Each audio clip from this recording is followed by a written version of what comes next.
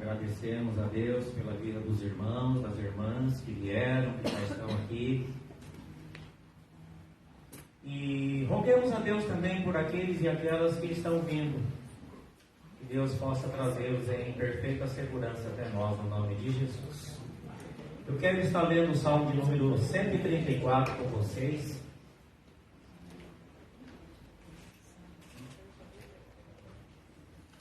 É um cântico de romagem. Eu gosto muito deste salmo, por ter tudo a ver com este momento, quando iniciamos um culto solene, quando apresentamos a Deus a nossa adoração. Salmo 134.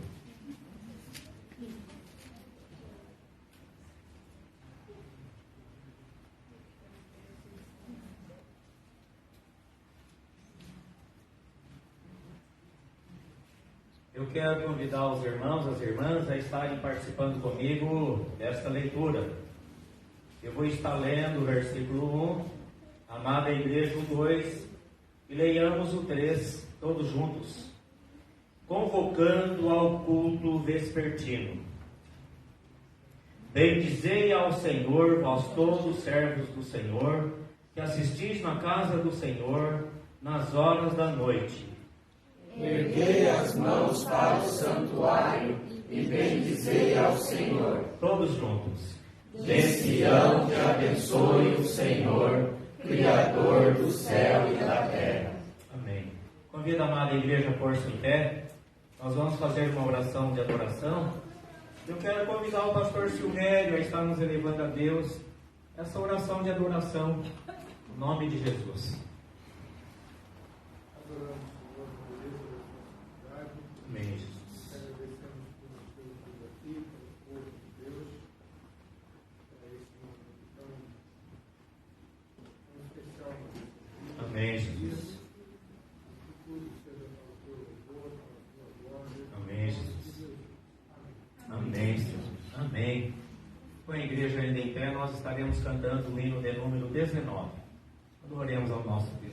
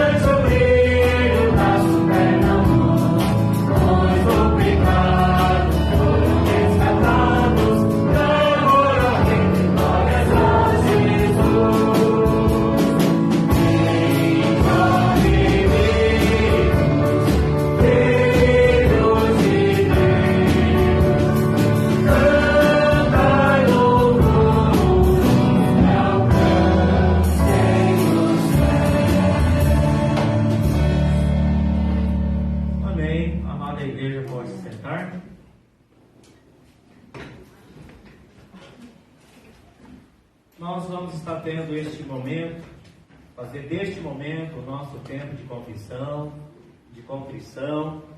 E eu quero convidar os irmãos, as irmãs que estejam lendo comigo, Profeta Menor Miqueias, capítulo 7. Nós estaremos lendo 18, 19 e 20. Profeta Menor Miqueias, capítulo 7, 18 ao 20.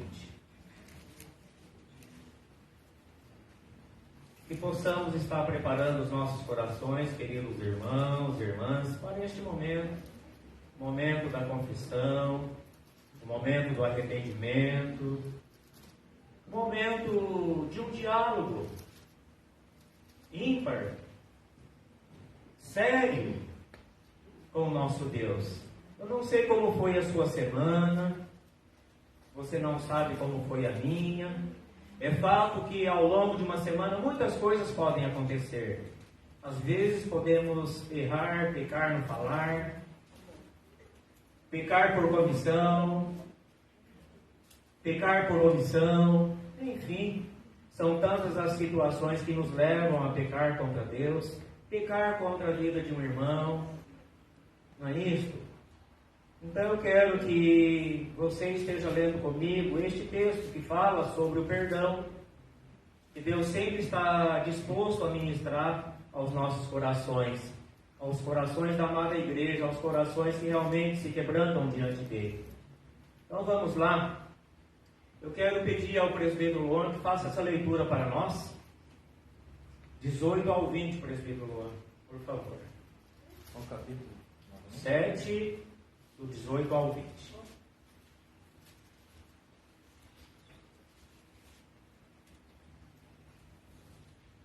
Quem, ó Deus, é semelhante a ti, que perdoas a iniquidade e te esqueces da transgressão do restante da tua herança?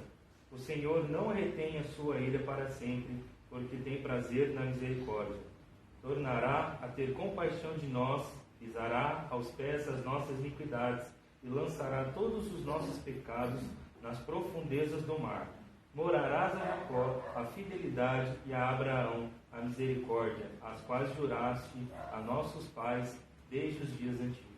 Amém. Amém. Então, queridos irmãos e irmãs, vamos estar experimentando essa palavra agora, em nome de Jesus. Vamos estar experimentando um pouquinho desse ministrar de Deus aos nossos corações. Quero convidar os irmãos e as irmãs que curvem as suas cabeças. É você e Deus agora neste momento. O irmão que está ao seu lado não precisa ouvir talvez o que você tem a dizer a Deus neste momento.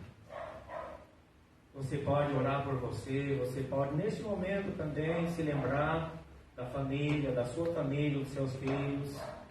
Vamos estar orando ao nosso Deus.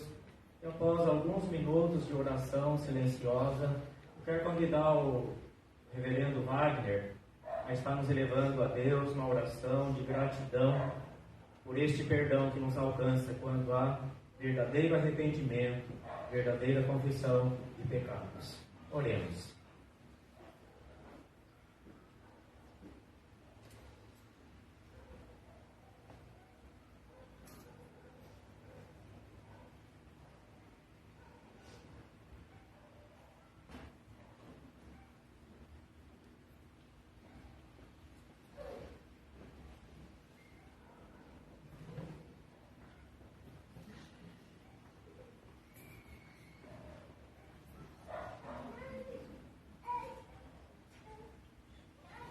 Pai bendito, nós somos gratos a Deus porque o Senhor nos deu o teu Filho Jesus.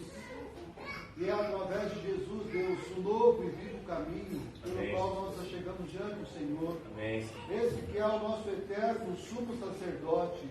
Esse que conhece as nossas fraquezas e é capaz de se compadecer conosco, Senhor. Amém. É através dele que nós nos chegamos, ó Pai. Obrigado. Reconhecemos, ó Deus, que com palavras, com pensamentos, com ações, e até mesmo quando nos omitimos, nós pecamos contra o Senhor. Reconhecemos, ó Deus, a tendência pecaminosa do nosso coração, Verdade. da nossa carne, que tantas vezes quer nos dominar, ó Deus, e rogamos, ó Deus, que o Senhor esteja nos encher do Teu Espírito Santo. Amém, Jesus. Para vencer, ó Deus, em nós as obras da carne, Senhor Deus. Verdade. Oramos pedindo a Tua graça. Pai, nesta hora em que nós nos reconciliamos com o Senhor, através, ó Deus, do perdão, da confissão, nós queremos Te agradecer, Deus, pela salvação em Cristo, Amém. pelo perdão que há em Cristo, Pai. E oramos pedindo que o Senhor enche o nosso coração da Tua alegria, Amém. da Tua presença, para adorarmos Amém. o Senhor em espírito e em verdade esta noite, Pai. Amém. E assim o nome do Senhor seja glorificado neste culto, em nós e através de nós. Amém. Nós te pedimos em nome de Jesus. Amém. Amém. Convido a amada igreja a pôr-se em pé novamente. Nós vamos cantar o hino de número 336.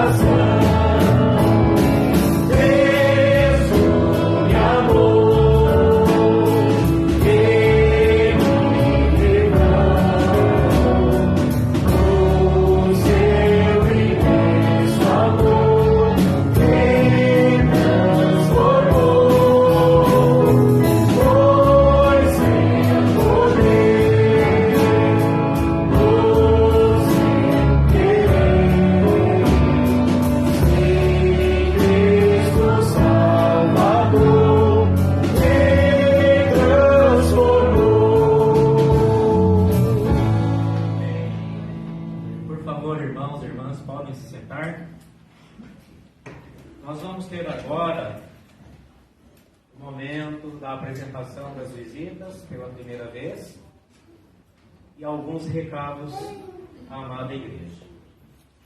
Eu não sei se o reverendo Wagner, nos cultos da noite, a primeira, você já veio aqui, né? Já vimos. O reverendo Wagner é secretário executivo do nosso presbitério. Pode ficar em pé, reverendo? Amada igreja, né, esteja aí para os irmãos e irmãs que ainda, quem sabe, não o conheciam. Esta é a oportunidade. Temos ali o irmão Eider, que faz parte também da comissão executiva, né? Opa! É o caixa forte do nosso presbitério. Alguns irmãos já conhecem também o presbítero, né? Já esteve até acompanhando o coral da Igreja Mãe aqui várias vezes conosco. Seja bem-vindo também, querido, em nome de Jesus. Temos ali o pastor César, que já esteve conosco outras vezes. Queira colocar-se em pé, pastor César. No momento oportuno, ele vai estar falando um pouquinho do trabalho que ele está realizando no estado de Santa Catarina. Tá? Então, os irmãos aguardem um pouquinho aí. Pela primeira vez, quem mais?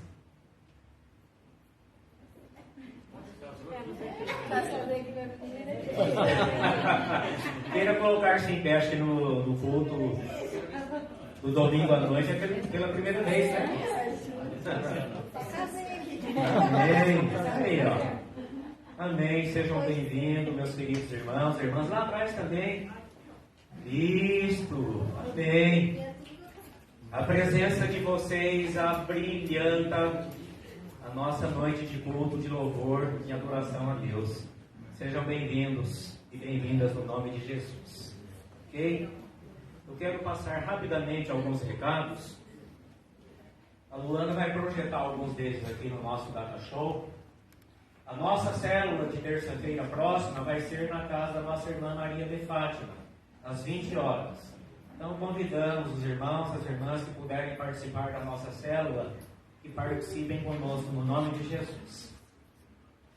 A nossa tarde da bênção, quarta-feira às 14h30, e posteriormente a nossa tarde das artes também, com o Ministério Feminino, ok?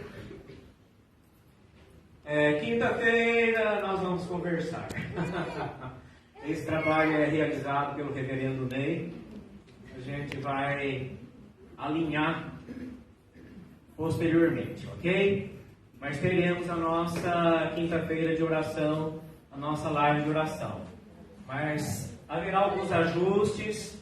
No momento oportuno, os irmãos estarão sendo informados, ok? A nossa escola dominical, ela vai iniciar um tema novo, que é sobre liderança, tendo como exemplo e modelo o livro de Neemias. Esse trabalho é para toda a igreja.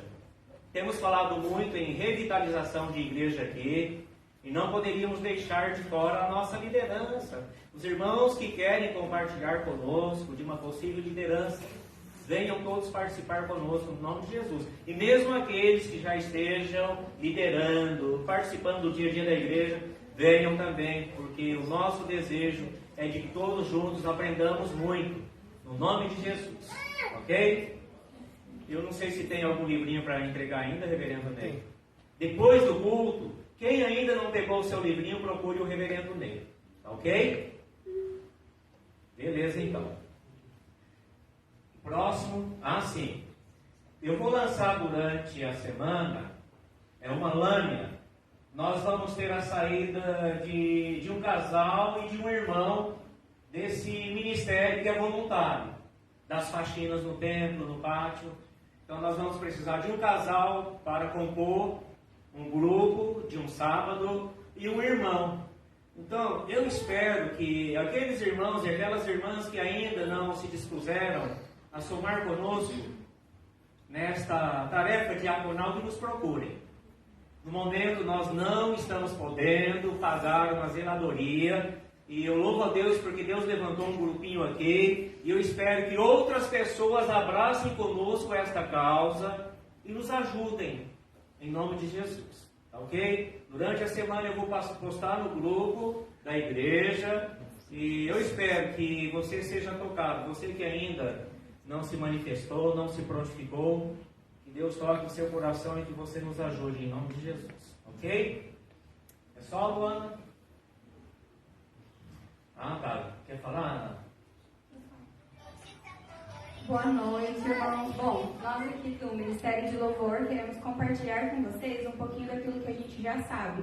Então, se você tem interesse de aprender algum instrumento daqueles que estão ali, né, violão, teclado, bateria, guitarra e baixo, se é um desejo do seu coração aprender, entre em contato então comigo ou com o presbítero Luan, para que a gente possa estar agendando a sua aula para você começar aí a aprender a tocar algum desses instrumentos e quem sabe futuramente estar aqui também ajudando a gente no Ministério de Louvor. Amém.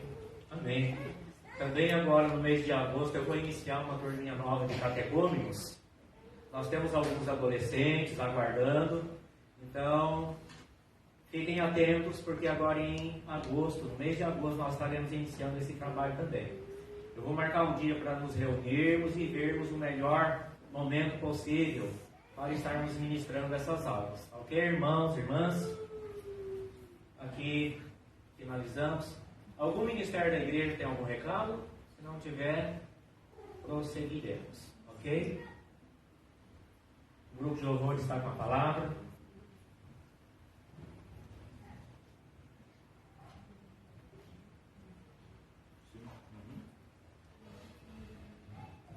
Amém. Vamos estar passando então por um momento de louvor e adoração através dos nossos cânticos. Peço a todos os irmãos que se coloquem em pé, para que possamos estar louvando junto ao nosso Deus poderoso, esse Deus maravilhoso que nos ama de forma incondicional. Nosso primeiro cântico, ele já fala que o nosso Deus, ele concedeu seu único filho para que pudesse ser sacrificado pelas nossas vidas, para que pudéssemos ser salvos, né? E não ser condenados pelo poder do pecado. Então vamos adorar realmente o nosso Deus e fazer este cântico a nossa oração e adoração em nome de Jesus.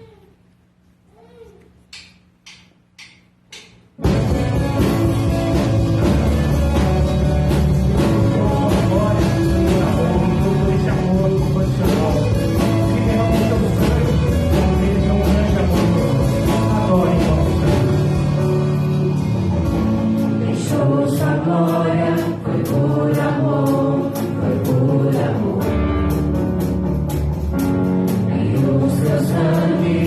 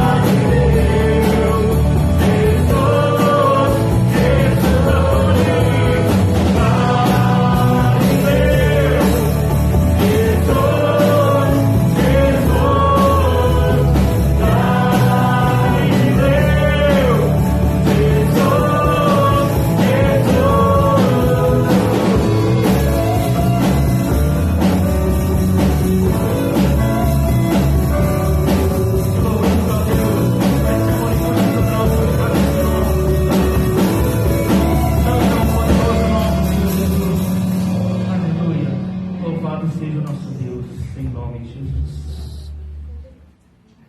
Irmãos, o próximo cântico é um cântico de comunhão. Então, você que não teve a oportunidade de abençoar a vida do seu irmão, saia do seu lugar, esteja cumprimentando, desejando a paz do nosso Deus na vida do seu irmão, em nome de Jesus. A gente vai cantar ele uma vez, para que os irmãos possam estar fazendo comunhão. E na segunda vez que a gente cantar, os irmãos que vieram preparados para o real missionário, que possam vir depositar este valorzinho aqui no gasofilácio, tá bom?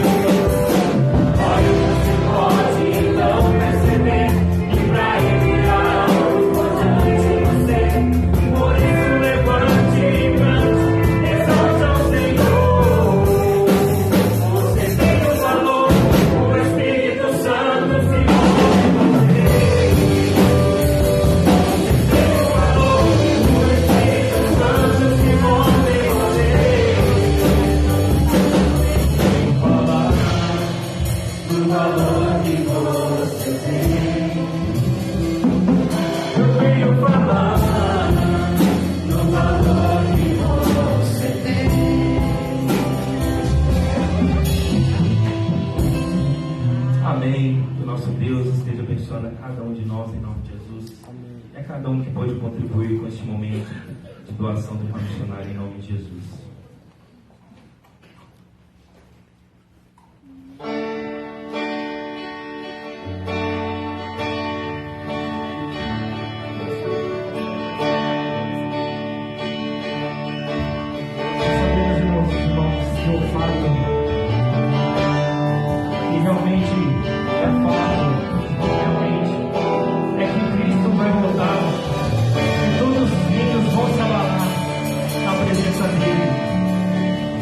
Todas as vozes vão declarar que Jesus Cristo é o nosso Senhor.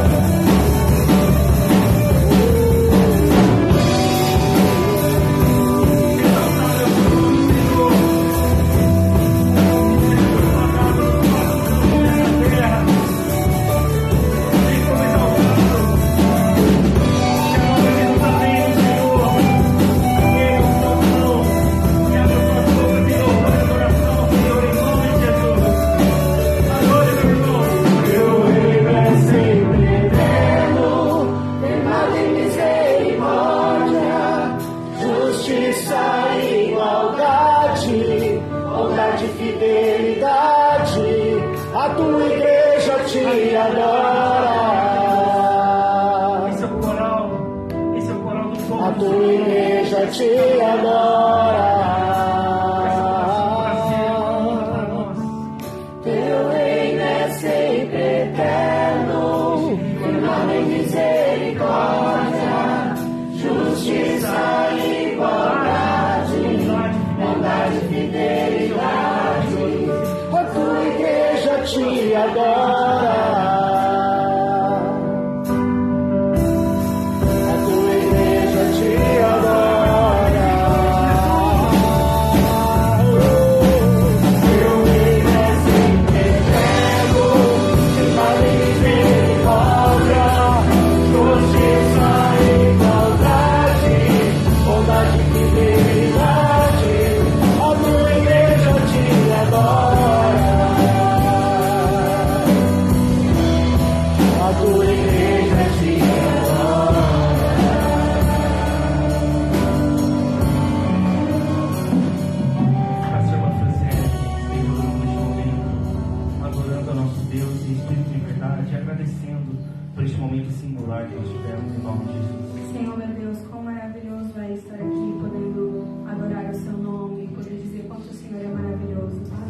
Obrigado por essa oportunidade que o Senhor deu a cada um de nós de estarmos aqui, Pai, entoando louvores ao Teu nome, Senhor, para Ti. Obrigado, Senhor, em nome de Jesus. Esteja com os nossos corações, aquieta os nossos corações agora para a palavra que vamos ouvir, Pai. Que o Senhor esteja ministrando agora através da Sua palavra nas nossas vidas, Senhor. E mais uma vez, obrigado por essa oportunidade. Em nome de Jesus. Amém.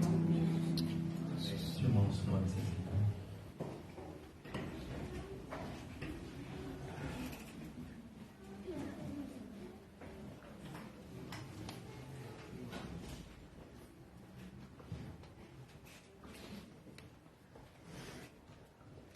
As crianças podem descer de 8 anos abaixo. O pastor César pode vir à frente. Amém. O pastor César já esteve aqui conosco. Se não me falha a memória, já está fazendo mais de ano, né, pastor? Se você esteve ministrando a palavra aqui conosco. Foi no ano passado que ele veio aqui, antes de ir para voltar. E no início desse ano, no casamento da Natália. No ano passado, acho que ele veio aqui, até pregou sobre, não vai repetir, 1 Samuel, sobre Olha a resposta aí, pastor. E no casamento da Natália, no início desse ano. No casamento da filha. Eu abri aqui o outro texto. Meus queridos irmãos e irmãs, ele vai estar ministrando a palavra de Deus aos nossos corações. E o pastor César é um exímio plantador de igrejas, viu? Ele está plantando uma igreja naquele estado dificílimo de Santa Catarina.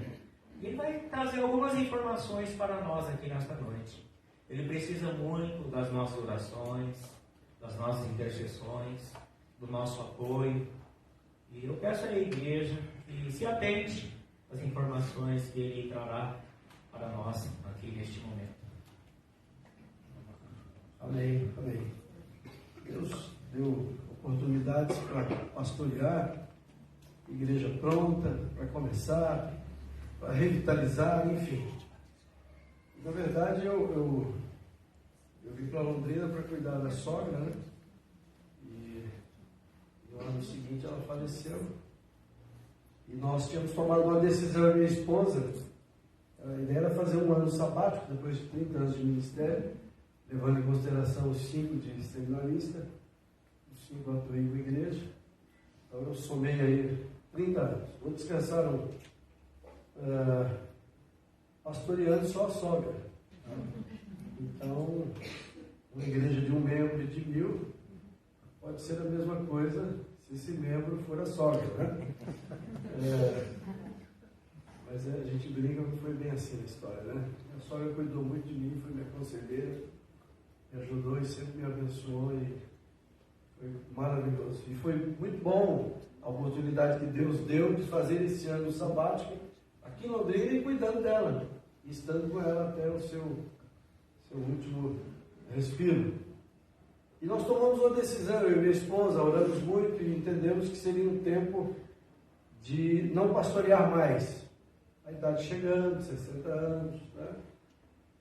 E falei, vamos colaborar com alguém aqui. Estávamos junto com o pastor Trigueiro, mas aí conheci Garopaba, conheci o reverendo Emerson, lá de Imbituba, plantando uma igreja em Imbituba, pelas Missões Nacionais, e com algumas famílias em Garopaba. Nós conhecemos em março e em outubro já estávamos morando lá, um trabalho voluntário, né?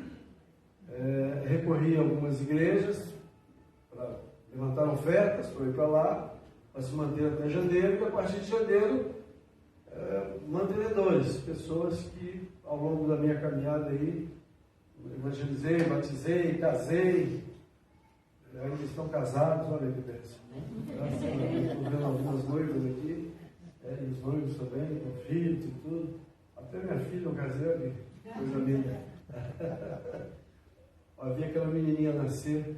Essa menina tem uma história linda, viu? Não sei se vocês já testemunharam. Já aqui na igreja? Já na igreja? Foi um tempo de avivamento lá na igreja, né? Ele na barriguinha da mamãe e os médicos deram lá um sinal ruim, né? E agora, o que precisa fazer, né, Bruno? Nós só sabemos orar. E oramos muito, né? Graças a Deus. Bom, fui para Garopaba, estou lá. A região de Florianópolis, ela tem muitas igrejas. No Muriú, por ali afora ali. Hoje é um presbitério muito grande, com 17, agora 18 igrejas. E vai ser desdobrado agora, vamos formar 3 presbitérios. Mas o sul, de onde eu estou até Rio Grande do Sul, são 230 quilômetros e 3 igrejas organizadas. Em Criciúma, Içara e Tubarão. 2 campos missionários, quando eu cheguei por lá, Araranguá e Imbituba, é onde eu frequento. Moro em Garopaba, está a 80 quilômetros de Florianópolis, e mais 30 em Imbituba. Eu frequento a igreja lá, isso foi um acordo com o reverendo Emerson.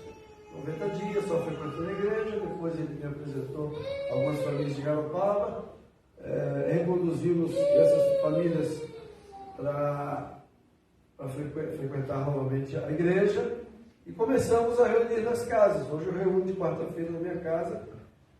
Temos um projeto também que chama-se Celebrativo. Cheguei aos 60, então nada mais justo, né? A Vitória, por exemplo, caminhou comigo, era jovenzinha, para os acampamentos, né? De jovens, aí, o pessoal todo aí. Agora, se você for lá, você vai ver mais gente acima dos 60 do que jovem, né? Mas já é o tempo para isso, né? É um projeto maravilhoso, chama-se Celebrativo. A ideia é trabalhar, tem uma neurocientista lá, e nós temos feito discipulado com ela, mas algumas pessoas, e é um negócio fantástico. E agora essas velhinhas estão começando a ir para a igreja, participar das reuniões de quarta-feira, né? É um pessoal assim, bacana. Eu estou discipulando gente há 82 anos, 86, 89. E preciso de vocês que orar, para que eu batize logo esse povo, porque você vê que já não tem muita coisa pela frente. Então. Mas eles têm filhos, eles têm netos. Nós estamos conseguindo entrar nas casas, e aí você vai evangelizando os filhos, os netos, e vai abrindo um leque. O ano passado, nós começamos um projeto em Laguna, há um pastor lá, que está indo muito bem, com a Junta de Missões Nacionais.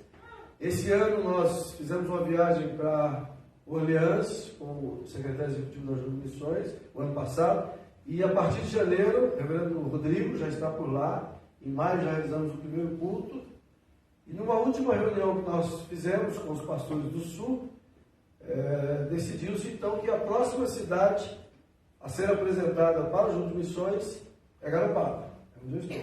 Então, olhe por isso, é um processo, né, de decisão, uma série de coisas. Em Bituba nós vamos organizar dia 2 de dezembro a igreja. Então, os recursos financeiros de Bituba, a ideia qual é? Passar isso para Garopaba. Então, a Junta de Missões assume, e aí nós temos recursos para começar, então, de maneira oficial, a igreja em Garopaba. Olhe por isso, olhe por esse projeto. Eu digo que plantar a igreja você chega num local, como eu cheguei lá com a esposa só, né? E tem um monte de filhos, netos, mas não foi ninguém. É como você amarrar uma corda num caminhão, né? Uma jamanta, e começar a puxar. Mas uma hora anda. Né? A vantagem é que quando começar a andar é um caminhão, né? Então imagina, é grande, né? Então o resultado também vai ser satisfatório. É o que nós esperamos. Abra sua Bíblia em 1 Tessalonicenses.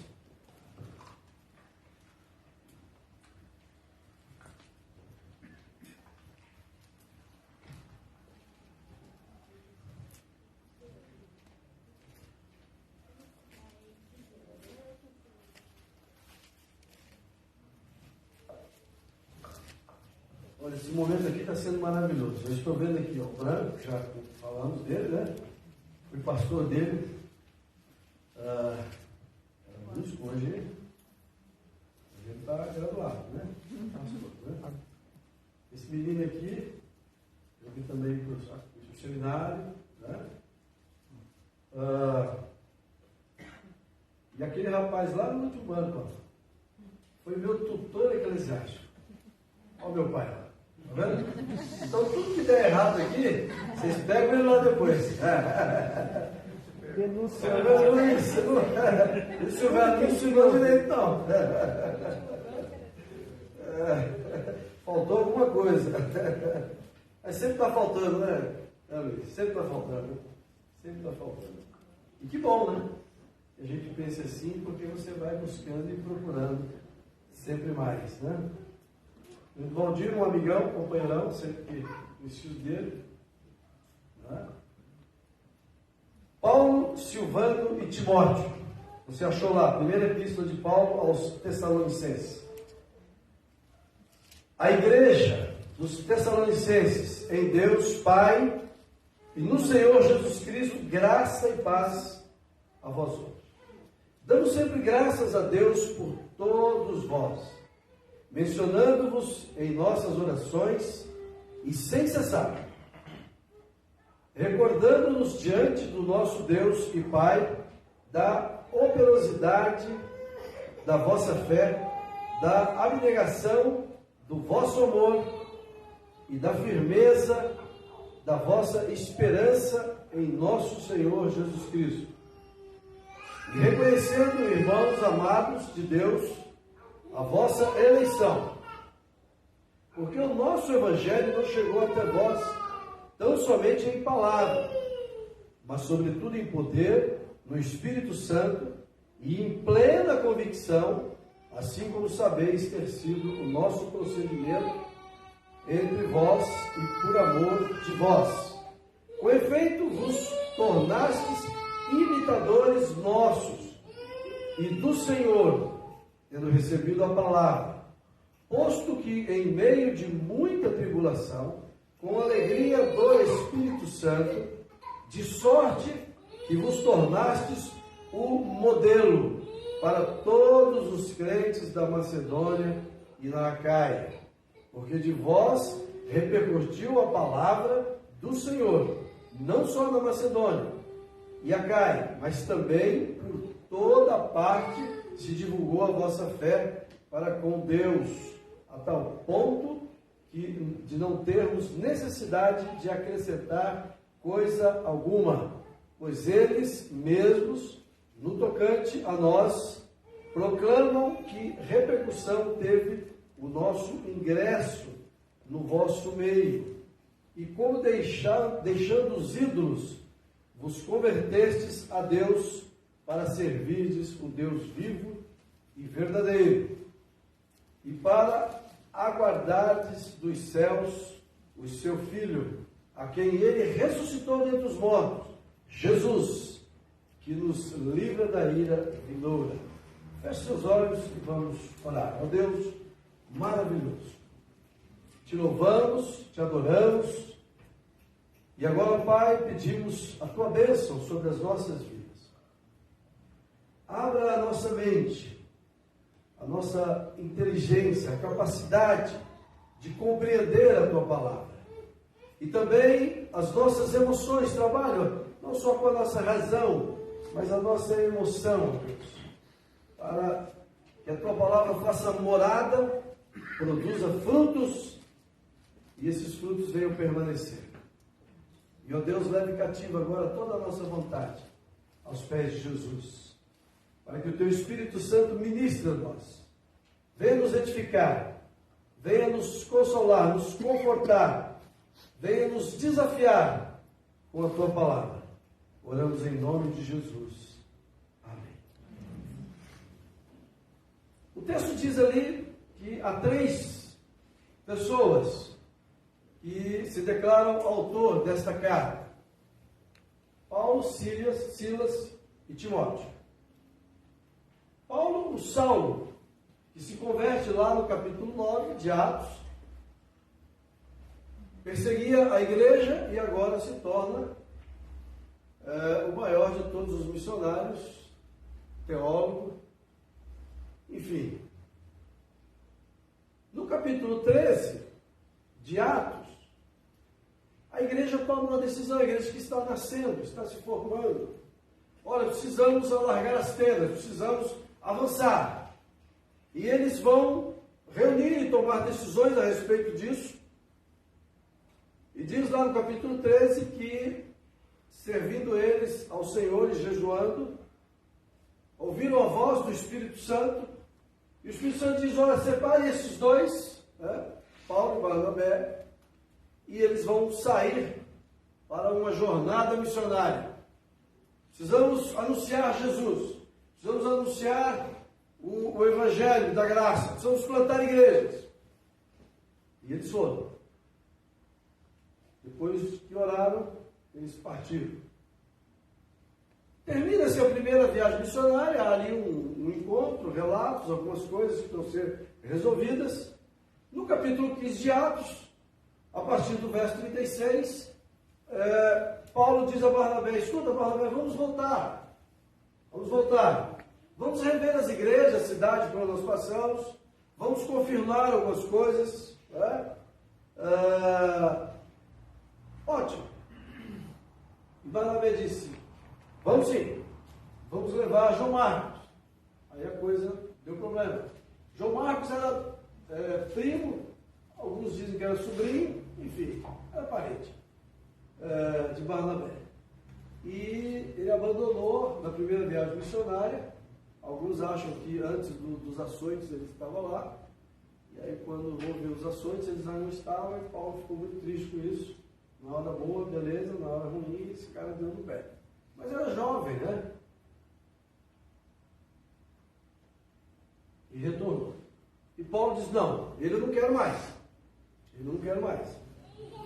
Barnabé então vai para Chipre, leva João Marcos, e Silas entra na história agora. Né? O Silvano, Silas, é a mesma pessoa, o mesmo personagem. E ele sai então visitando igrejas que tinham começado, novas fronteiras, e eles estão caminhando. Quando eles chegam em Derbe e Listra, havia ali um menino chamado Timóteo, e falavam muito bem dele. Então, já havia alguma coisa no seu coração a respeito do Evangelho da Graça, e Paulo então leva Timóteo junto, e inicia-se ali um seminário, né? Diferente de hoje, né?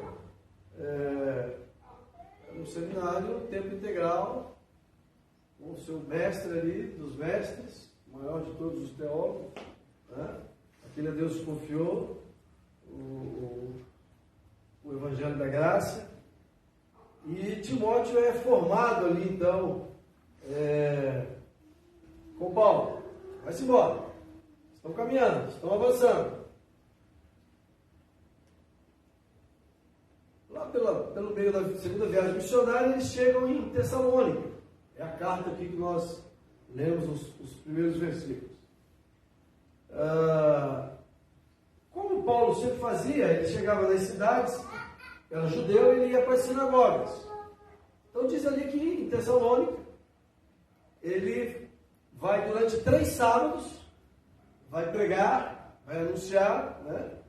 E há conversões, judeus, de outros, muitas mulheres, muita gente, né? Abraçando a fé em Jesus. Porém diz lá que muitos judeus se iraram com isso, e acharam que era uma afronta tudo aquilo. E se lançaram contra os 3. Eles precisaram fugir. Eles vão embora. Eles chegam em Belém. Eles estão por ali pregando o Evangelho. Aqueles judeus levantaram uma turba que os perseguiram, foram para lá também. Arrumar confusão. Eles tiveram que sair novamente. Paulo vai embora. Mas Silas e Timóteo continuam por ali. E as coisas caminham. Eles vão se encontrar lá na frente, em Corinto. É onde Paulo escreve essas 2 cartas para Tessalônica. Encontra os 2, os 3 estão juntos de novo, recebe notícias a respeito da igreja, notícias boas, e ele então resolve escreve essas 2 cartas.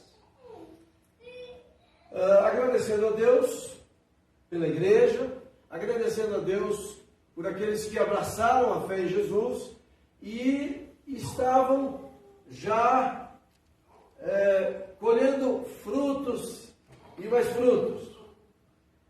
Tessalônica, uma igreja modelo para aqueles dias, modelo para hoje a ser seguido, um modelo de igreja missionária, e nós vamos agora dar uma olhada aqui para esse texto e observar algumas coisas mais de perto. O verso 4, ele é um verso importantíssimo e chave para a nossa compreensão de todo esse mover de Deus dentro da igreja. Ele diz assim: reconhecendo, irmãos amados de Deus, a vossa eleição. Paulo está dizendo, olha, há muita perseguição, há muita dificuldade, há muitas lutas, mas o Evangelho chegou até aí. E vocês têm enfrentado coisas terríveis.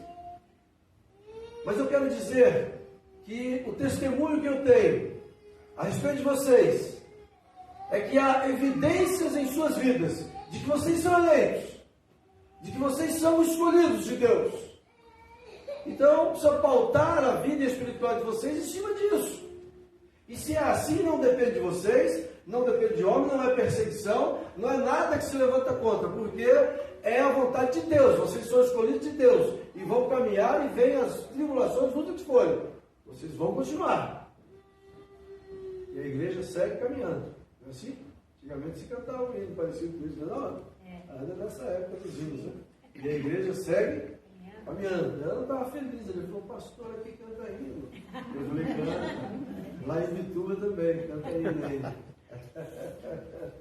Garopaba, agora a gente precisa ensinar. Quer ir para lá, Ana? Somos de uma missionária lá para ensinar os hinos.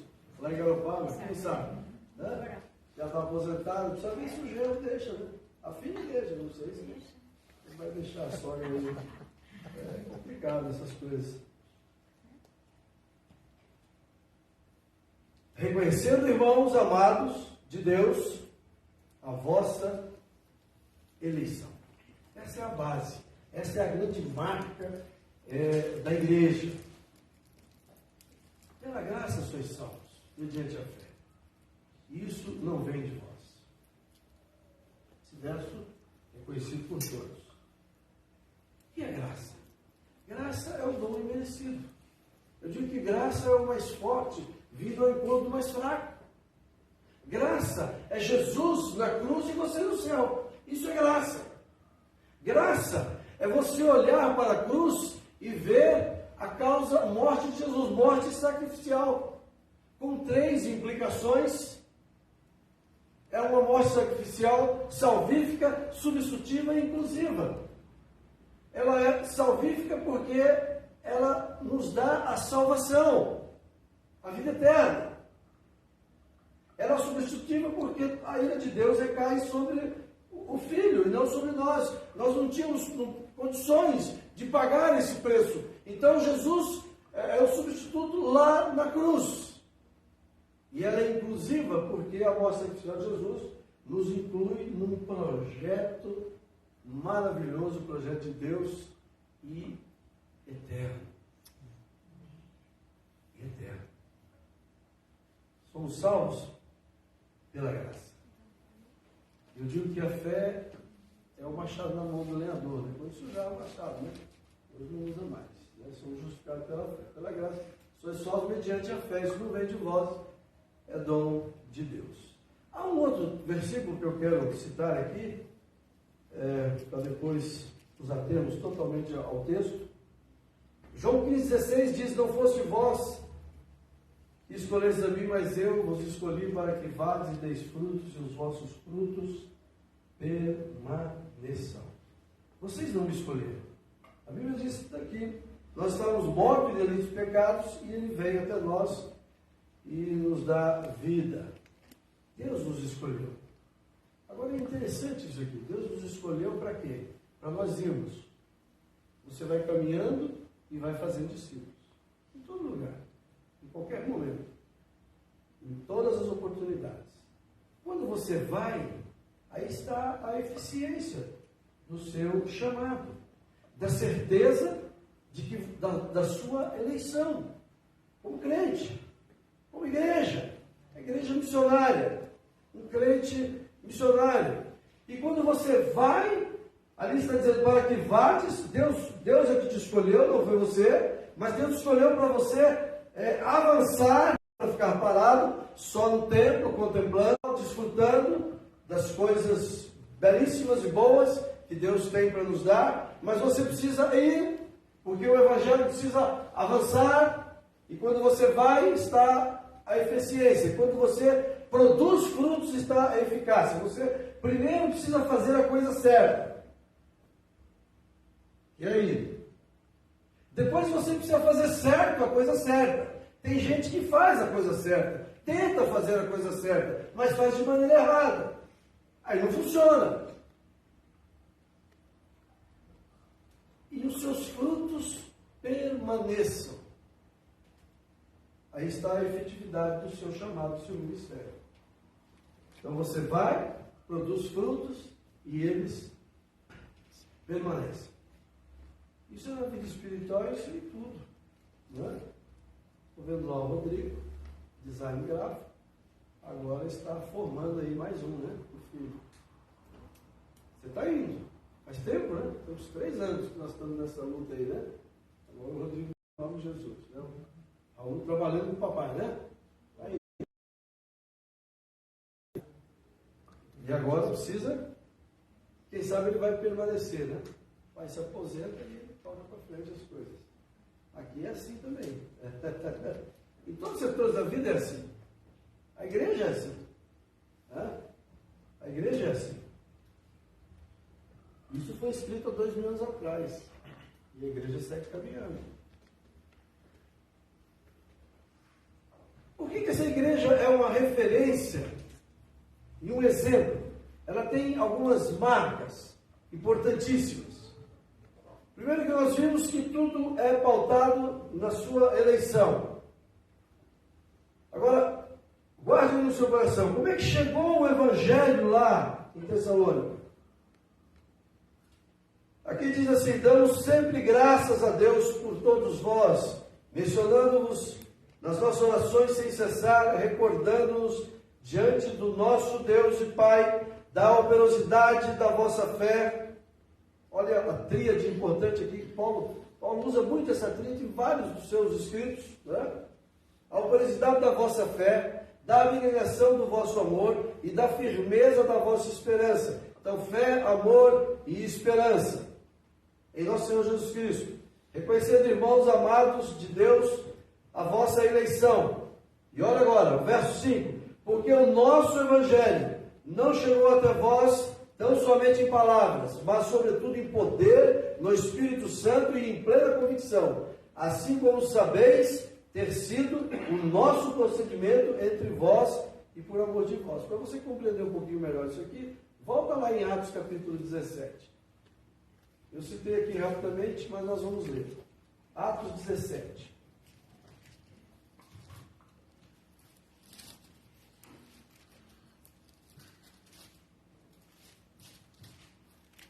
Tendo passado por Anfípolis e Apolônio, chegaram a Tessalônica, verso 1, onde havia uma sinagoga de judeus. Paulo, segundo o seu costume, foi procurá-los e por 3 sábados arrazoou com eles acerca das Escrituras, expondo e demonstrando ter sido necessário que o Cristo padecesse e ressurgisse dentre os mortos, e esse dizia a ele: é o Cristo Jesus que eu vos anuncio. Diz que Paulo arrazoou, falou com intrepidez, com coragem, com ousadia, com autoridade, de conhecimento de causa, de quem viu, de quem experimentou, de quem tinha certeza, de quem tinha o seu coração ardendo por Jesus, pelo homem que foi e pelo homem que Jesus o transformou. Expondo e demonstrando. É interessante o seguinte: colocar lado a lado. Então, o que ele tinha? Ele tinha o Velho Testamento, essa era a Bíblia dos judeus. Não havia o Novo Testamento. Então ele colocava o Velho Testamento, ele era judeu, ele podia entrar nas sinagogas para ensinar. E ele colocava do lado a experiência de Jesus, a caminhada de Jesus aqui, todo o seu sofrimento, a morte, a ressurreição, a sua ascensão. Então ele colocava o Velho Testamento aqui, Jesus do lado. Então ele expunha e ele demonstrava todos os acontecimentos de acordo com a palavra. O que o próprio Jesus fez na sua ressurreição com os discípulos a caminho de Emaús, né? Qual foi o assunto da escola dominical, da caminhadinha deles lá? Discorrendo por todos os profetas, mas o Moisés ele foi falando por todos, tudo que eles falavam a respeito dele mesmo, de Jesus, né? Ministrando. Como diz a minha avó, dizia, né, que faleceu, além do reverendo Lúcio Velho, meu tutor, tive minha avó também, que me cobrava muito. E ela dizia assim: filho, como é que estão as coisas da igreja? Ah, tudo bem, irmão. Sem inventivas, né, filho? Sem inventivas, irmão. Só seguindo a ordem, né? Só ensinando o que já está pronto. Não tem que inventar nada. Então, a história te disse que o Evangelho de Cristo não precisa nada novo, ele precisa ser pregado de novo. Só isso. Sem inventiva. Hoje se inventa muita coisa, né? Não, é abrir a Bíblia e pregar o Evangelho da graça. Jesus morreu, ressuscitou, Jesus salva e pronto, está aqui, né? Então foi o que Paulo fazia. Está aqui o que vocês creem, o que vocês leem, está aqui Jesus, né? E é isso que nós vamos fazer, abrir a palavra e nós vamos estar evangelizando. Não há nada novo. O Evangelho precisa ser pregado de novo, o mesmo Evangelho, todos os dias, todo momento. O Evangelho então chegou lá com a operosidade do Espírito Santo, ele diz, no poder do Espírito Santo. E aí no verso 6 diz assim, volte lá para Tessalonicenses: com efeito vos tornastes imitadores nossos e do Senhor, tendo recebido a palavra. Hoje, quando você diz alguém imita alguém, é uma conotação ruim, a falta de criatividade, né? Mas o mundo nada assim, só vai copiando, né? Vai dando uma melhorada aqui e ali. Mas na época não. Ser um imitador era uma coisa boa. O discípulo, ele ia reproduzir aquilo que o seu discipulando ministrou a ele. E quando ele conseguia reproduzir isto, é porque deu resultado. Então, se eles se tornaram imitadores, se eles estão reproduzindo aquilo que foi ensinado a eles a respeito de Jesus, aquilo que foi confirmado a eles, que já estava aqui no Velho Testamento, que os profetas já tinham anunciado, eles estavam imitando, é porque deu resultado. Sejam meus imitadores. Começou de Cristo. Cazuza, certa feita, disse em uma das suas canções: meus ídolos morreram de overdose. E eu fiquei pensando nisso. E eu falei: meu Deus, quem eu imito? Quem são meus ídolos? Quem são aqueles que eu me espelho? Aí você olha aí para os seus filhos. Onde os seus filhos estão olhando? Para você? Ou eles precisam formar algum ídolo que vai morrer de overdose? Ou de outras complicações? E depois disso você está conduzindo os seus filhos biológicos e os filhos da fé, aos pés de Jesus. O cristão é o Cristo. As pessoas não sabem quem é Jesus, não conhecem Jesus. Tem informações a respeito disso. Simon já disse isso há 164 anos atrás, quando chegou no Brasil, e escrevendo o seu diário, falando das belezas que ele encontrou, ele disse lá: olha, as pessoas aqui, quase todas ouviram falar de Jesus, quase todas sabem quem é Jesus, elas só não conhecem o Evangelho. E aí nasceu a Igreja Presbiteriana e vieram depois. São 164 anos. Se Simon desse uma volta de novo aí pelo Brasil afora, o que ele viria? Olha, as pessoas sabem, ouviram falar. Mas e o Evangelho? Elas já conhecem? Já avançou o Evangelho da Graça, que salva? Há imitadores, há discípulos. Crente tem bastante nas igrejas. A gente encontra crente. De vez em quando até eu sou. O difícil é ser discípulo. É imitar. E depois disso você dá mais um passo. E os lá de Tessalônica deram, versos 7 e 8. De sorte que vos tornastes o modelo. O modelo. Para todos os crentes da Macedônia e na Acaia.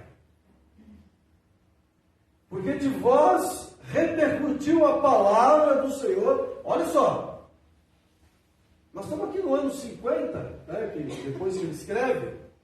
Se você pensar que Jesus morreu e ressuscitou no ano 33, são 17 anos só após a ressurreição, é pouco tempo. As coisas estão começando a acontecer e o povo lá de Tessalônica abraçou e acelerou o processo.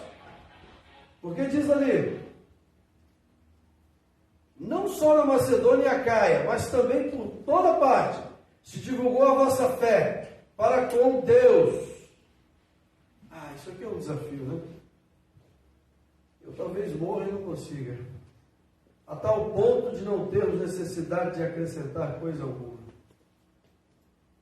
Paulo diz: olha, não há mais, eu não preciso ensinar, vocês aprenderam, e vocês imitam Jesus, e vocês inclusive já são um modelo. Já são um modelo, vocês já estão reproduzindo. Eu me lembro quando anunciou-se que vinha a fábrica da Renault para o Brasil, lá em Curitiba.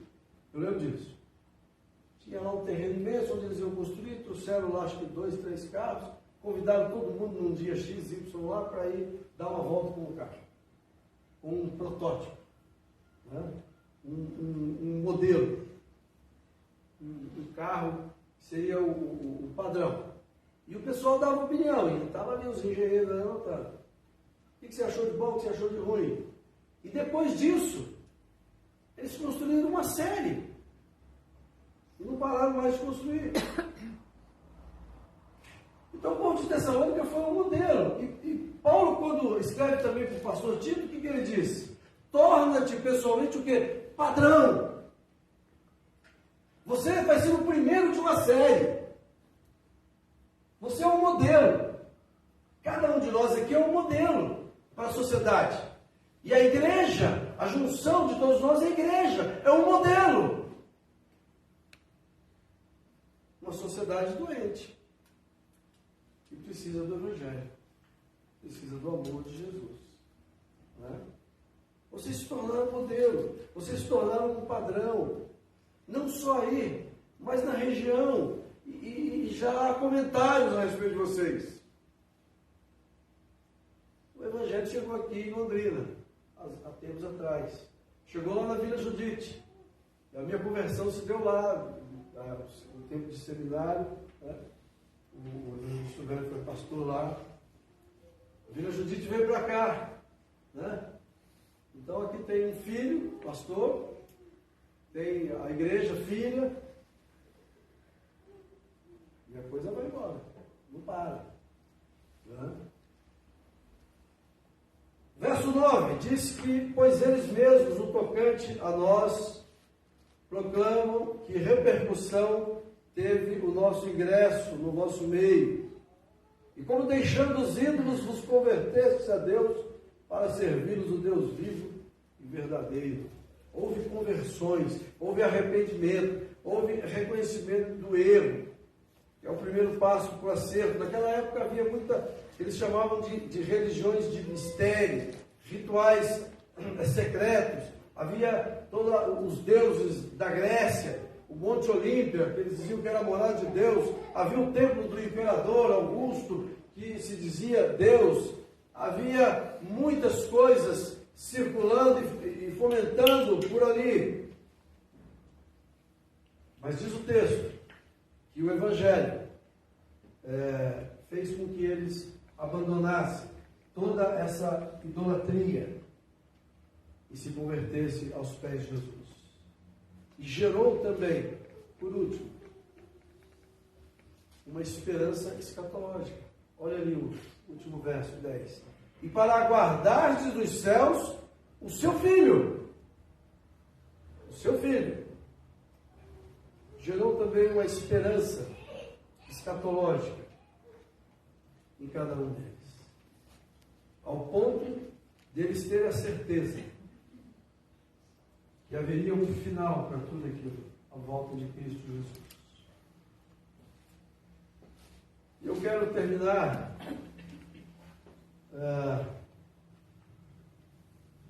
com duas palavras, voltando a uma outra palavra. Agora eu citei Simon lá no início, vou citar agora lá no final. Ficou apenas 8 anos no Brasil. Deixou um legado missionário maravilhoso, e nós estamos desfrutando disso até hoje. A igreja avançou e avançou muito.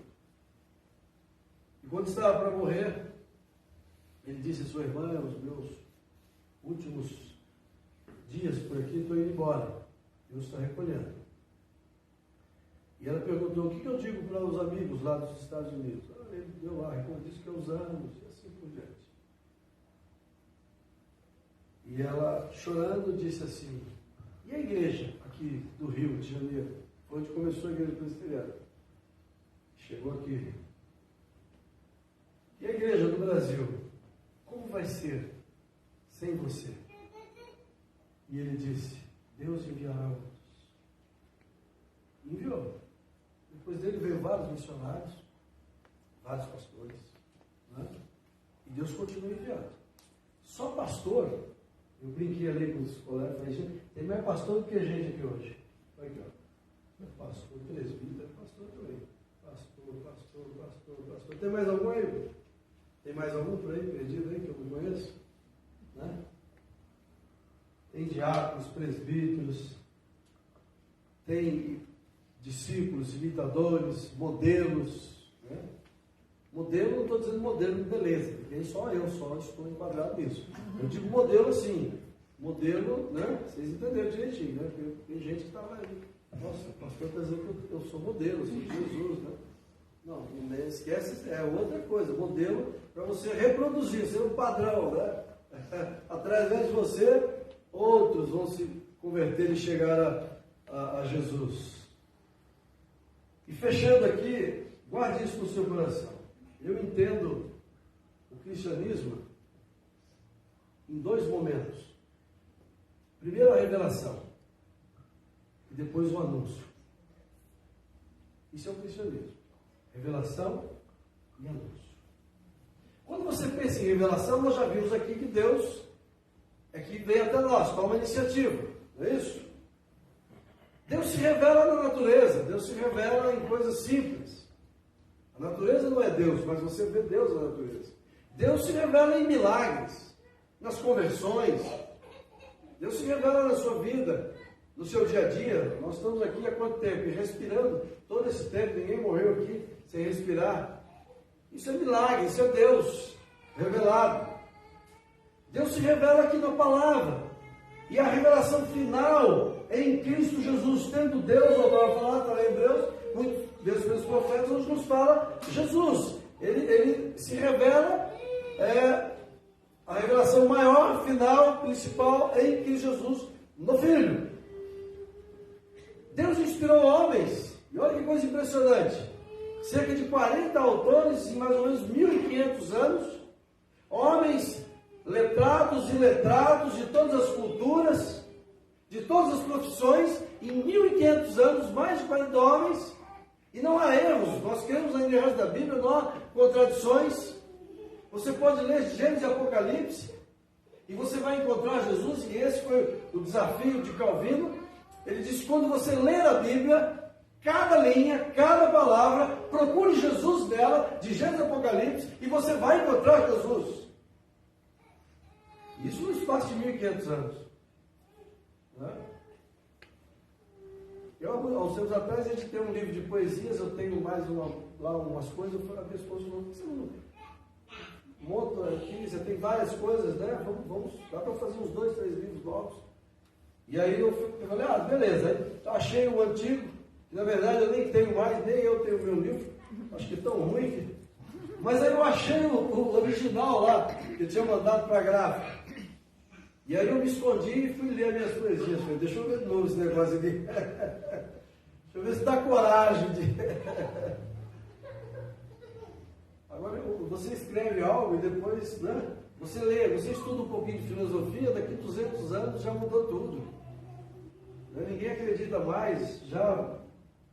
Agora imagina, 1.500 anos levou-se para formar a Bíblia. E nós já estamos com mais 2.000 anos aqui, e a coisa funciona porque Deus inspirou, Deus soprou nesses homens. E você precisa entender também o que é iluminação dentro desse projeto. Quando você vai ler a Bíblia, você vai orar e dizer, Deus, ilumina minha mente, para que eu leia e compreenda a sua revelação. Deus, ilumina minha mente, o meu coração, para que eu possa enxergar o Senhor aí na natureza, nos milagres, nas coisas que acontecem. É Deus se revelando.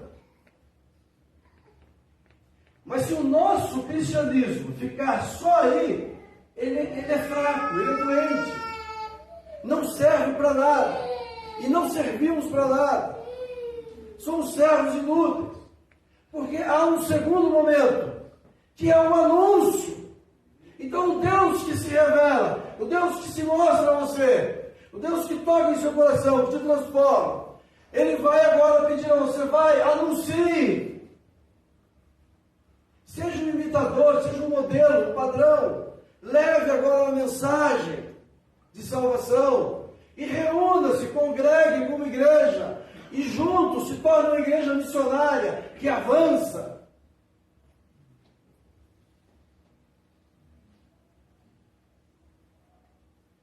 Há muita contemplação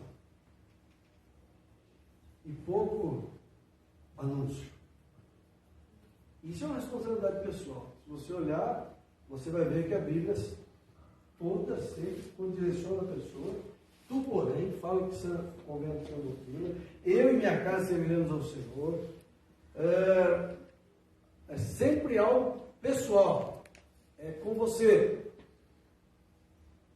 E se cada um assume essa responsabilidade, esse compromisso, toma ciência disso, se reúne como igreja, como vocês estão aqui, aí a força é maior para avançar. Deus abençoe a cada um de vocês. Amém. Pastor, obrigado pelo convite. Amém. Obrigado por cada irmão daqui da igreja, por pessoas aí queridas, né, que vieram para cá, pessoas que eu pastoreei, né, enfim, um momento gostoso, né? Bom, né? É bom sempre vir para Londrina, né?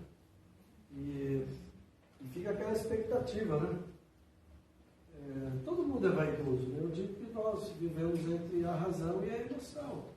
E a emoção, na maioria das vezes, é traduzida pela vaidade, né? E aí você fica assim, será que pelo menos meus filhos vão na igreja que eu vou pregar, né? Aí eu sou um pouco mais, será que alguns amigos vão? Será que alguém vai lá? Deus é maravilhoso, né? Eles vêm, alguns vêm. Vamos ficar em pé, eu quero orar. Muito obrigado.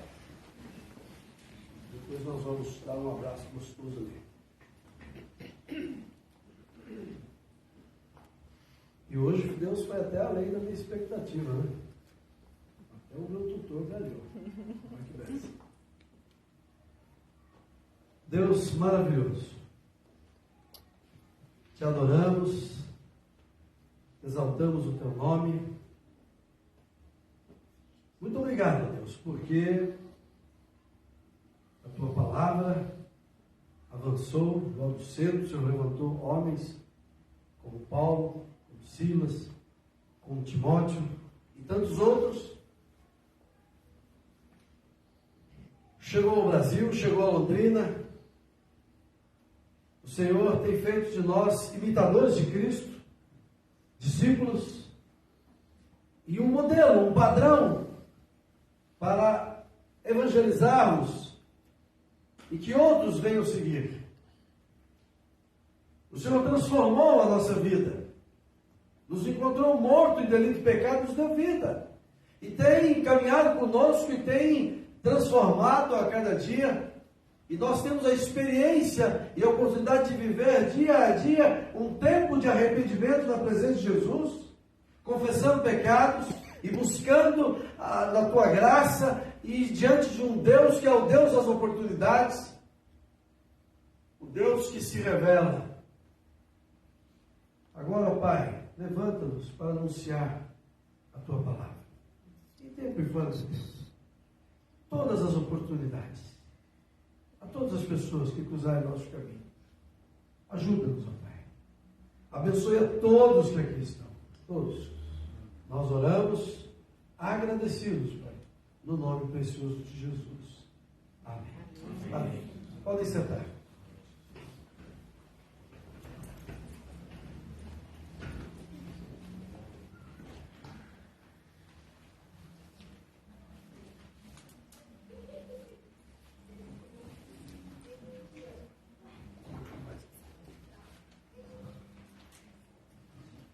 Nós queremos agradecer ao pastor César por sua solicitude em estar aqui conosco nesta noite, pregando, ministrando essa palavra que é missional.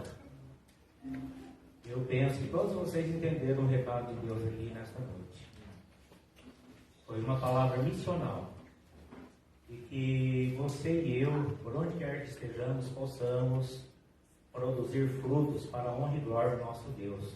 Amém. No nome de Jesus. Amém. Quero agradecer aos que nos visitaram, às que nos visitaram. Que Deus esteja abençoando grandemente, abundantemente a vida de todos vocês. Quero agradecer também pela vida do reverendo Wagner, presbítero Eiter. E se eu omiti algum nome, não sei se estou omitindo alguém, né? A comitiva toda aí do pastor César, que Deus realmente abençoe a jornada dessa nova semana que se inicia, que abençoe a vida de vocês, os sonhos de vocês, os projetos de vocês, enfim, o testemunho de vocês, no nome de Jesus. Nós vamos impetrar a bênção do Senhor, ter uma oração, impetrar a bênção do Senhor. O grupo de louvor pode vir à frente. E após a impetração da bênção, nós vamos fechar a nossa live. E eu quero convidar os irmãos que permaneçam conosco por mais um tempinho aqui. Vai ser rápido, ok? Não saiam, não vão embora. Nós queremos dar um recado, uma comunicação a cada um de vocês. Então eu convido vocês a se pôr em pé. Convido o pastor César a vir impetrar a bênção. Desejar, rogar as bênçãos de Deus sobre esta nova semana que se inicia, para mim, para você, para todos nós. No nome de Jesus. Pode ser. Ele está querendo convidar o doutor Ardélio. Doutor, venha cá, por favor.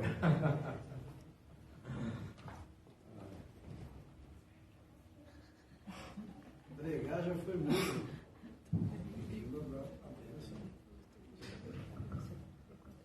A graça do Senhor Jesus, o amor de Deus, o Pai, a comunhão e as consolações do Espírito Santo estejam sobre vocês. Povo de Deus, desde agora e para todos sempre. Amém.